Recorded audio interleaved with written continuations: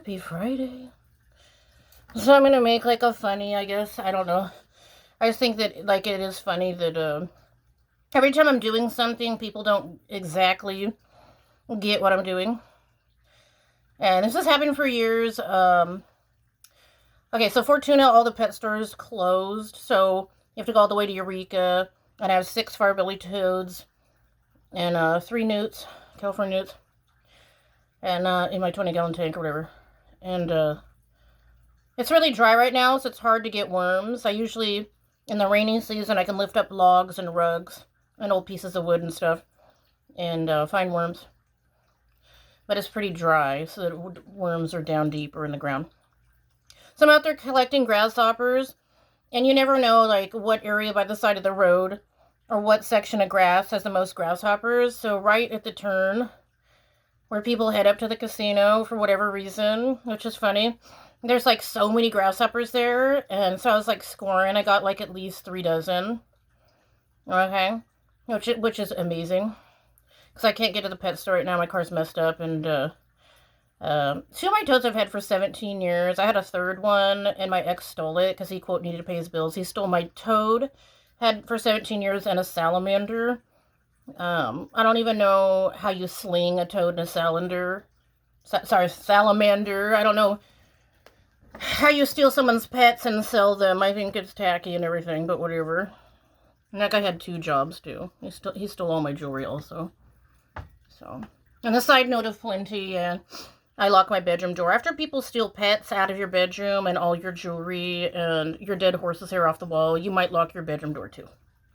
Which I've had people get very mad about. I had a person go, I think I treat you well, I have to leave. Because I locked my bedroom door, and I'm thinking, you just want to steal stuff. I have every right to lock my bedroom door, side note. Okay, so a few years back, at the school, they had like a little water fountain thing, and I've collected crickets there before, and somebody like looked it up online and tried to claim that, I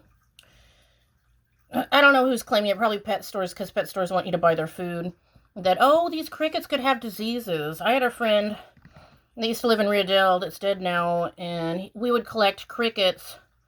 He had like some kind of water tank, and I fed him to the toads, and we never had a problem. The only thing I had a problem with were those mealworms you get at the pet store. They call them segment worms. They have little segments on them, and those can actually block up the intestinal tract of your toad where they can't poop.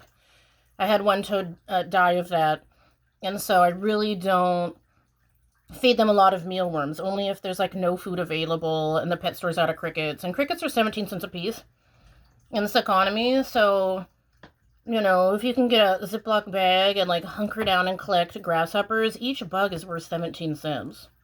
Which I find funny, because I think bags are only like 10 cents. I don't know why bugs cost more than like a paper bag. Or when we used to have plastic 10-cent bags. I loved plastic bags. They should have outlawed styrofoam that's non-biodegradable. Those bags are reusable. If you want to go mushroom hunting, there's like handles on them. Okay, so this is like becoming like a rant.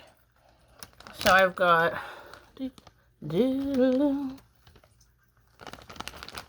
know if you guys can see. We're not even at the 4-minute mark. I can continue ranting.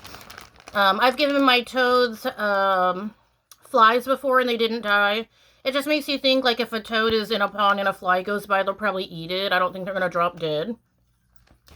Worms out of the yard, crickets, grasshoppers. I used to have green anoles, and I would always go catch grasshoppers for those.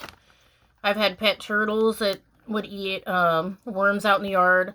I think that these are more natural, these homegrown grasshoppers. I've never had them have diseases that killed my toads, and I've had my toads for a very long time.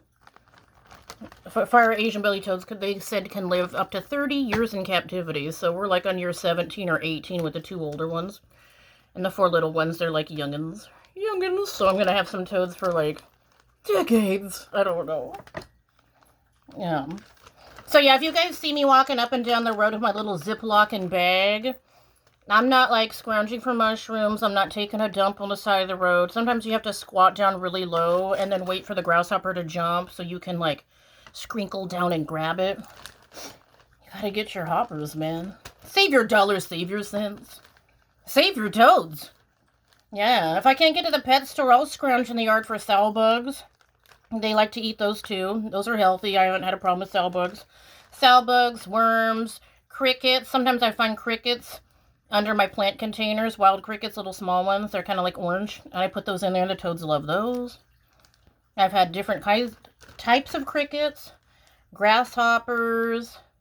I mean, instead of letting your pet die, I feel like it's sort of the same way with doctors kind of frowning upon herbal medicine.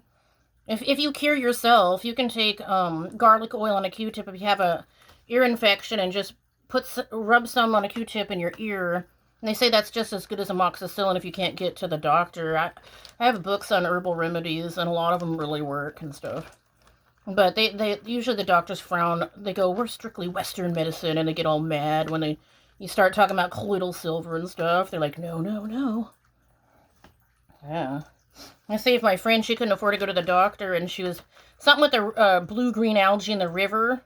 She got diarrhea really bad, and I took my colloidal silver oregano down there, and it worked. It saved the day. Okay, so don't knock it till you try it. So let's not, we're at the 6-minute mark. Don't frown on natural grasshoppers, you guys. Okay, over and out. We're done here now.